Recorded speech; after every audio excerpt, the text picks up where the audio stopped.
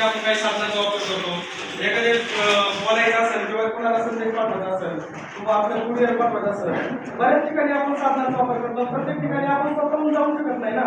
मला इथून अहमदनगरला पाठवायचं असेल एखादं पार्सल अर्जंट आहे, किंवा तुम्ही आता रक्षाबंधन आल्यानंतर आपण काय करतो, तुम्ही राख्या मागवता, तुम्हाला काही कामानिमित्त जाता येत नाही, बरोबर.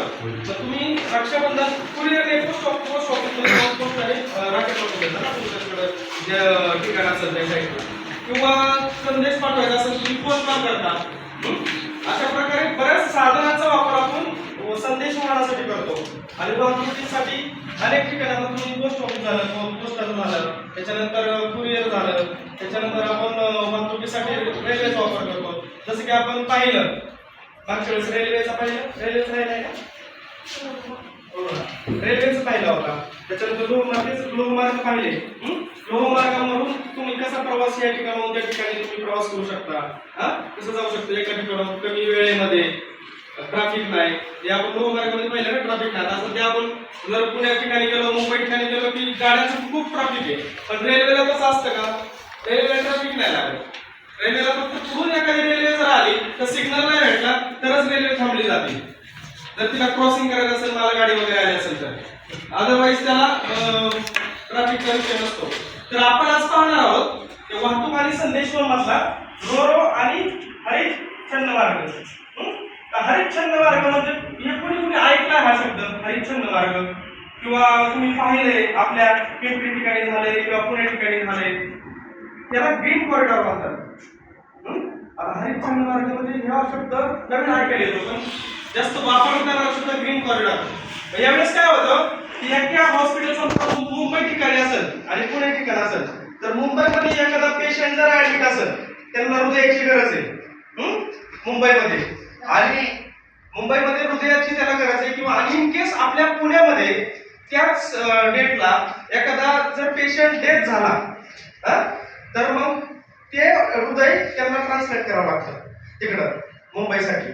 मग त्यावेळेस आपल्याला ग्रीन कॉरिडॉर हा मार्ग हे करायचा असतो, कारण की तेवढं डायरेक्ट बाय रोड जायचं असतं, पण सगळं ट्रॅफिक असतं भरपूर, त्याच्यामुळं बिना अडथळा आणावा लागतो, तिथून मुंबईपर्यंत यावं लागतं. म्हणजे काय करतात, पुण्यावरून एअरपोर्टवरून मुंबईच्या एअरपोर्टला प्लेनने ते हृदय गेलं जातं. तिथून मग पुणे मुंबईमधून दवाखान्यात न्यायचं असेल, कोणता दवाखाना असेल मोठा तिथला तिथं होणार आहे, तिथं तर बाय रोड नेलं तर रोडने, तर त्यावेळेस सगळं ट्रॅफिक थांबवलं जातं.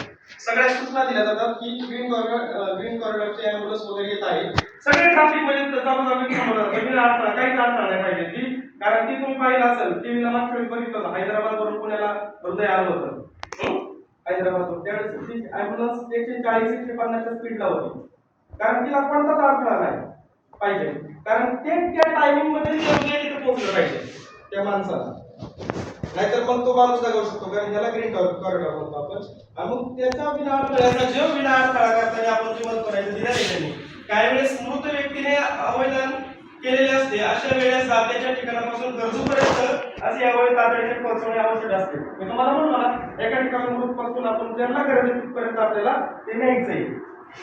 अवैध वाहतूक करण्याच्या काळात सर्व प्रकारचे मार्ग बिना अडथळा उपलब्ध करून देण्यात येतात, त्याला हरितछंद मार्ग म्हणतात.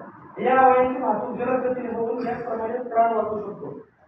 असंच तुम्हाला सांगितल्याप्रमाणे की त्याचे प्राण वाचतात, आणि आपल्याला यालाच आपण हरितछंद मार्ग म्हणतो. सगळ्यांना समजले हरितछंद म्हणजे काय, कधी वापरतात. तो जिथून प्लेन असेल, प्लेनच्या ठिकाणून एअरपोर्टला दिलं जातं, एअरपोर्टवरून बाहेर सगळे रस्ते बंद केले जातात, फक्त तेवढे ॲम्ब्युलन्स जाण्यापुरतं ॲम्ब्युलन्स गेली तर चालवतात, आणि त्याच्यानंतर ते वेळच्या वेळी त्यांना ते केलं जातं. म्हणजे एकाच हृदय वाचलं, अवयदान आपण म्हणतो ना दान करा, त्याने दान केलेलं असतं, कोणाचं पण असं करत नाही. जेव्हा आपण डोनेट करतो ना, ते डोनेट केलेलं असतं की मग ते. आता आपण बघणार आहोत रोरो वाहतूक मार्ग. रोरो वाहतूक मार्ग म्हणजे कसं आहे, आता एखादी गाडी मला इथून मटेरियल न्यायचंय मला हैदराबादला, किंवा मला बाहेरच्या राज्यात जायचंय, उत्तर प्रदेश, यूपी किंवा बाहेर जायचंय असं, आणि मला तिथं खूप मटेरियल न्यायचंय, म्हणजे असं 100 गाड्या आहेत. पण माझ्या 100 गाड्यांचं जर मी आता 100 गाड्या ठेवल्या, डिझेल टाकलं 100 गाड्यांना, सगळ्या 100 गाड्यांमध्ये माल लोड केला, तर मला 100 गाड्या घ्यायला किती डिझेल जाईल ना, भरपूर डिझेल जाईल, तर मला सगळं पोहोचवायचं ना. मग रोरो मध्ये कसं येतं, ही मालगाडी असते आपली. कधी मालगाडी सगळ्यांनी पाहिली, मालगाडीवरती टँकर पण असतात, ट्रक पण असतात. जेणेकरून काय होतं, आपण आता इकडचं तिकडं पेट्रोल इंधन नेण्यासाठी आपण मालगाडीचा वापर करतो. मालगाडी म्हणजे जो काय माल लागत असेल, कोळसा असेल, इंधन असेल, बाहेरच्या देशातून काय येत असेल आपल्याला, रॉकेट, ऑइल वगैरे. आता इराणमुळे आपल्याला तुटवडा जाणवतोय ना, इराण आणि इराकचं याचं अमेरिकेचं युद्ध चालू आहे, ते आपल्याकडून कुठून येणार आहे. आता तुम्ही पाहताय गॅस वगैरे सगळं महागच होणार आहे सगळं, कारण तिकडून आपल्याकडे ट्रान्सपोर्ट होत होतं, आपल्याकडे एक्सपोर्ट करत होतो आपण, कारण तिकडं जे गोष्टी घेत होतो काय त्यांच्याकडून, आपण त्यांना काही एक्सपोर्ट करत होतो. मग आता अशा इंधन न्यायचं म्हटल्यानंतर 100 ट्रक आपण म्हटलं ना, 100 ट्रक न्यायच्या. मग मला प्रत्येक गाडीला डिझेल टाकावं लागेल, प्रत्येक गाडीची पण न्यावं लागेल, गाडीची झीज होणार आहे, माझा वेळ पण जाणार आहे. कारण गाडी आणि ट्रेन फरक आहे ना पळण्यामध्ये, ट्रेन लवकर पोहोचणार आहे. पण आपण काय करतो रोरोमध्ये, त्या 100 गाड्या 100 डब्यांवरती, म्हणजे 100 रेल्वेमध्ये ठेवतो. एकाच वेळेस 100 गाड्या एकाच वेळेस त्या ठिकाणी पोहोचतात, आणि त्याच्यामुळे वेळेची बचत होती आणि इंधनची पण बचत होती आणि खर्च पण कमी लागतो. त्याला आपण रोरो वाहतूक मार्ग असं म्हणतो. त्यांनी दिलेलं इथं ठेवलेलं प्रकार. रोरो मार्गावरून एकाच स्थानकावरून दुसऱ्या स्थानकापर्यंत वाहतूक करता येते. मार्गावरून मोठ्या प्रमाणात मालवाहतूक होत असते. तर या ट्रकने होणारी मालवाहतूक ही लोहमार्गाच्या वाहतुकीपेक्षा खर्चिक असते. मला म्हटलं ट्रकने गेलं तर खर्चिक असते, पण लोहमार्गाने खर्चिक नसते. तर ही याचा उपाय रोरो वाहतूक मार्गात आपण वापरला येतो. भारतात सुरुवात झाली या पद्धतीने, मालाने भरले ट्रक मालगाडीवर चढवून लोहमार्गाने इच्छित स्थानापर्यंत नेण्यात येतात. तेथून ट्रक हे माल जिथे उतरवायचा आहे तिथपर्यंत ते घेऊन जातात. या लोहमार्गाने केलेल्या वाहतुकीचा खर्च कमी होतो आणि ट्रकच्या वाहतुकीमुळे येणारा इंधनाचा खर्च कमी होतो. आणि ह्याने काय होतं माहिती का, जो आपण कार्बन डायऑक्साईड बाहेर सोडतात गाड्या धुरानुसार, पण आता गाडी चालली आणि कार्बन डायऑक्साईड बाहेर गेला का, म्हणजे काय आपण काय टाळलं, प्रदूषण टाळलं. बरोबर, प्रदूषण टाळलं. तर मग मला सांगा, जरा रोरो वाहतूक, आपण आता काय शिकलोय, रोरो वाहतूक आणि वाहतूक मध्ये हरिश्चंद्र मार्ग आणि रोरो वाहतूक मार्ग. तुला कुणाला काय म्हणजे विचारायचं शंका, रोरो मध्ये काय असतं, हरिश्चंद्र मध्ये काय असतं? हरिश्चंद्र समजलं, रोरो मध्ये रोरो बेसिक आहे, एक गाडी फक्त 100 गाड्या नाही करणार. आता मी 100 गाड्या नेण्यापेक्षा एक 30 ट्रक म्हणजे रेल्वेमध्ये ठेवलेल्या त्याच गाड्या नेणार. तर मला सांगायचंय, रस्त्यावरून जाण्यापेक्षा खर्चिक नसणारं स्वस्तातलं वाहतूक मार्ग म्हणजे वाहतुकीचं साधन म्हणण्याचे कोणते येतात? आता आपण काय पाहिजे, मला वाहतूक करायची, मटेरियल पोहोचवायचे, मग वाहतूक बाय रोड जाण्यापेक्षा रस्त्याचा मार्ग न स्वीकारता मी जर कमी मला पैसे खर्च करायचे आणि कमी वेळेत पोहोचायचे, तर मी कोणत्या मार्गाचा वापर करणार? लोहमार्गाचा.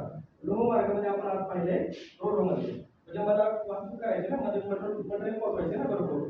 त्याच्यामध्ये आणि समजा मला एका ठिकाणून मला एक असं हॉस्पिटलहून एका ठिकाणी दुसरीकडे दान हे करायचंय, द्यायचंय, म्हणजे अवयव माझा द्यायचा आहे कुणाचं एखाद्या पेशंट असेल, तर मी कोणत्या मार्गाचा वापर करणार? इंग्लिश मधनं काय म्हणतात त्याला? आपण ग्रीन कॉरिडॉर म्हणतात. तर मी तुम्हाला, आपण इथे शिकलोय, आता हा झाला, तुम्हाला एक स्वाध्याय देणार आहे. स्वाध्याय मला लिहून घ्या की जर आपल्याकडे या सुविधा वाहतुकीच्या सुविधा नसत्या, आधुनिक सुविधा,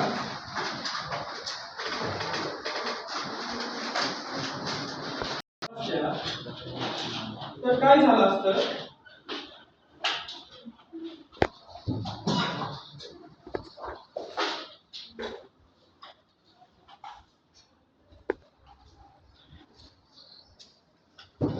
आणि आता या आधुनिक सुविधा आहेत वाहतुकीच्या, तर आता त्याचा उपयोग काय होतोय, म्हणजे पहिल्या परिणाम द्यायचा आहे, म्हणजे परिणामच येणार, काय झाला असतं म्हणजे परिणाम द्यायचा आहे, त्याचा परिणाम काही नसल्याचं. आणि आता आधुनिक वाहतुकीचा उपयोग काय होतोय, परिणामामध्ये तुम्ही द्यायचे दोन आपण शिकवणार. जर ग्रीन कॉरिडॉर हरिश्चंद्र मार्ग जर नसता तर काय झालं असतं, याचा एक लिहायचे परिणाम मध्ये. आणि रोरो जर नसतं, रोरो वाहतूक जर सेवा नसती आपल्याकडे आता, तर त्याचे परिणाम काय झाले असतील. आणि आता त्याच्यानंतर प्रश्न आहे ना क्वेश्चन मार्कच्या नंतर, तर उपाय त्याच्यामध्ये आहे तर त्याचा म्हणजे काय फायदा आहे, आणि रो मध्ये आहे तर त्याचा काय फायदा आहे.